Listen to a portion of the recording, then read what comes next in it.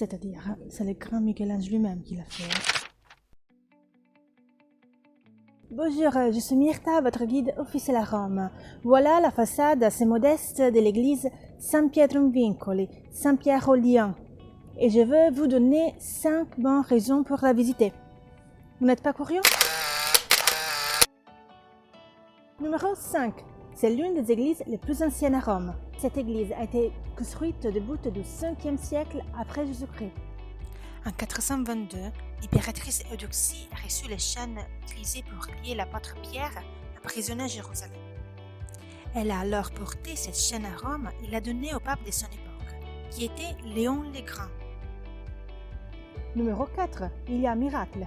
Pape Léon, ayant reçu les chaînes par l'impératrice, l'a comparée à celle utilisée pour lier l'apôtre Saint-Pierre ici à Rome, dans la prison Mamertine.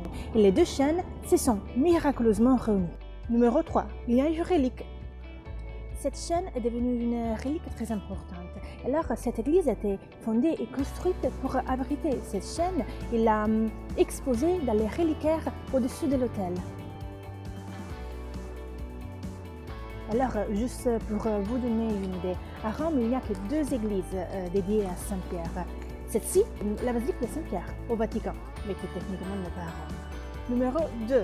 C'est né à quelques minutes à pied du Colisée. Venir ici pour terminer votre journée d'exploration des ruines du Colisée et du Forum romain, ça peut être une excellente idée. Et croyez-moi, parce que... Numéro 1. Le grand Moïse de Michel-Ange. En 1505, le pape Jules II a commandé à Michel-Ange de lui construire une magnifique tombeau qui devait être placé dans la basilique de Saint-Pierre. Tout de suite, Michel-Ange a commencé à travailler à ce tombeau, mais quelques ans plus tard, a été interrompu par le pape Jules II lui-même, qui lui a commandé de peindre les plafonds de la chapelle Sixtine. Ainsi, Michel-Ange, en 1508, a commencé à peindre les plafonds de la chapelle Sixtine, mais il rêvait constamment de terminer ce tombeau.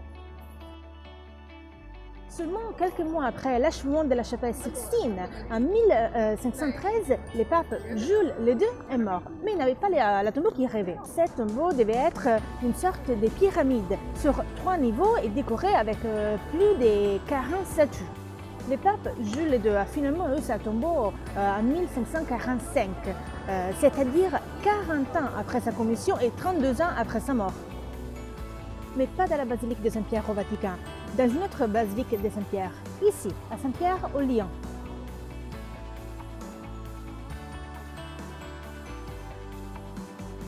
Le tombeau actuel est bien évidemment plus petit que celui originalement envisagé. Et une seule des sculptures a été exécutée par le Michel-Ange, le grand Moïse. Elle est seule réalisée par un tombeau original du pape et a été exécutée parmi les 1512 et 1513.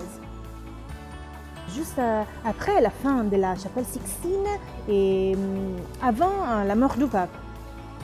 Michel-Ange avait l'habitude de se référer à cette œuvre, le tombeau du pape, comme la tragédie du tombeau. Et vous pouvez bien imaginer pourquoi. Et ce sera le sujet de notre vidéo.